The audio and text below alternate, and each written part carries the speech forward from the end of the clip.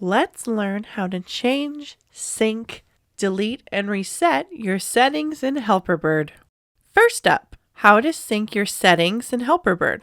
Find the cogwheel icon in the top right corner. Click that and scroll to Settings. You're going to want to scroll down to the Helperbird Settings section.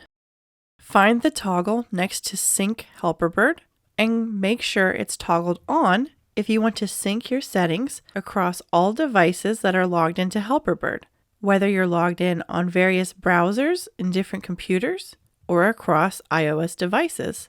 This will sync your Helperbird settings on every account you're logged into Helperbird with. If you don't want to sync your settings, make sure this is toggled to off. And that's how to sync settings in Helperbird. Next, let's learn how to delete your current Helperbird settings. Scroll down to Settings.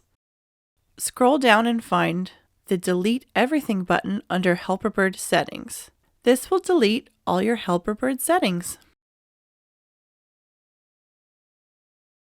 Now, let's learn how to export your settings in Helperbird. Find the cog icon. Scroll to Settings. Scroll down to the Helperbird Settings section. Find the Export Helperbird Settings button. Here you can also export your Helperbird notes, and this is also where you would import Helperbird settings.